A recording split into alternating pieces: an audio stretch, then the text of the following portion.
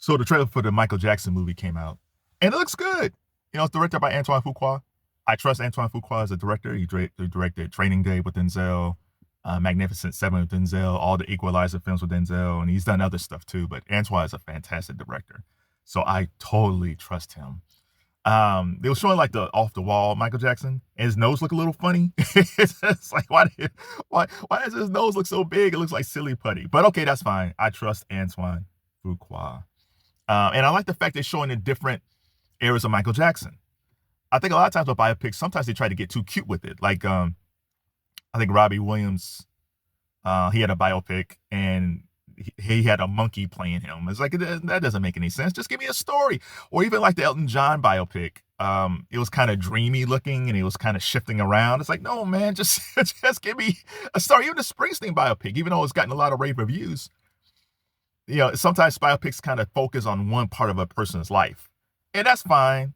I know it's hard. It's hard to tell a whole story about somebody in 2 hours. Or 2.5 hours. So I totally understand it. But someone as great as like Bruce Springsteen, you kind of want a bit more.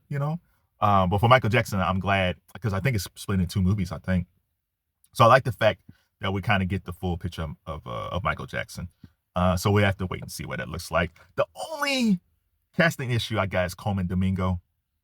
Listen, I've been a Colman Domingo fan since Fear of the Walking Dead. I didn't watch Euphoria. I know him from Fear as Victor Strand. And I said, man, this dude is fantastic as Victor Strand. But they got Colman playing Joe Jackson. And I'm sure Colman will do fine as Joe Jackson. It's like, I just don't know. Because they got him with Nia Long. Nia Long's playing Katherine Jackson. And that's a very, they had a bunch of kids. So there was a lot of passion within Joe and Katherine. And I was like, I don't know if I'm going to get that passion for Colman and Nia. I feel like they should have got somebody else. Hell, they should have got Lorenz Tate to play Joe Jackson. Oh, yeah. Yeah, they probably should have got Lorenz Tate to play Joe Jackson. That might have been a better casting. But we'll see. So this picture is a picture from the poster. And they have the different eras of Michael Jackson. What do you think is the most underrated era of Michael Jackson? So we got the Jackson 5 Michael Jackson, and we'll put the Jacksons part of it too. So we got that Michael Jackson, Jackson 5 Michael Jackson. We got the Off the Wall Michael Jackson. We got the Thriller Michael Jackson. And this last one, we'll just say bad and in the rest of his life, Michael Jackson. So what do you think is his most underrated? The bad era is actually underrated. I feel like Bad and Dangerous, especially Dangerous, I think that era is actually underrated. Bad was a huge album and probably should have won Album of the Year, but it got snubbed. And Dangerous is just an underrated album. I love Dangerous. But I'm going to say the Jackson 5 Michael Jackson. Now, it's always debate like how old he actually was when they were discovered. But he was in elementary school. He was an elementary school kid with pitch perfect vocals. Joe Jackson had them singing in clubs all over Gary, Indiana, and surrounding areas. So by the time they got to Motown, they were already established act. And Michael Jackson, regardless if he was 12, 10, whatever he was, 13, he had a pitch perfect voice. And so whenever a kid pops up today and they say, oh, they're like Michael Jackson, it's like, no. You could argue Tevin Campbell because Tevin Campbell sounded just like Michael Jackson. The difference is when Tevin Campbell's voice changed, his voice didn't sound like Michael Jackson. He became Tevin Campbell. Now, I'm sure there was worry with the Jacksons when Michael's voice, since he's the principal lead singer, was going to change because he had this cute, strong voice. But then puberty was going to hit out. What is he going to sound like? And then he developed this voice that sounds like an angel.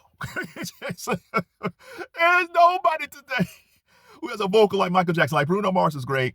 But as far as like people, they always uplift and say, like, oh my God, they got a tremendous vocal. And it's like, oh my God, they're so great. It's like, especially when it comes to male singers, it's like, I don't know. There's no male singer today that's comparable to him. Maybe Bruno and a few other people, but Michael Jackson's voice is just tremendous, regardless of what age he was. But the little Michael Jackson, all that weight on his shoulders, go listen to like Who's Loving You. Go listen to Who's Loving You. And just listen to that vocal. He sang like a grown man. But there was a richness to his voice. There's a smoothness to his voice. There's a gospel to his voice. There's a crooner to his voice. At 10, 11, 12, 13, regardless how old he was.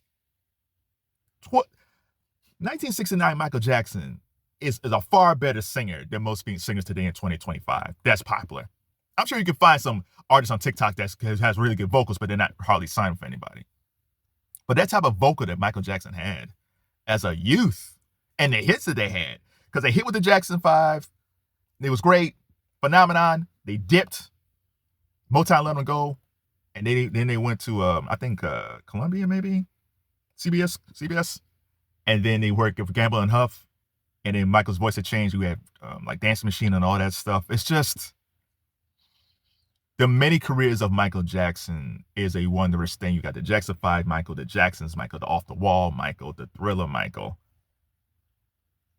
the Bad Michael, the Dangerous Michael. Man, and then he hit the neo soul area when he had songs like Butterflies and things like that. Invincible, he had the Invincible Michael. Yeah, please, let's not compare anybody to Michael Jackson anymore. Please.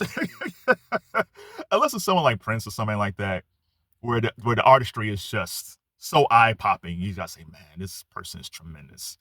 There would never be another Michael Jackson. You got people who are close. Like Chris Brown's close, Usher's close, Tevin Campbell's close. But there'll never be another MJ. Never.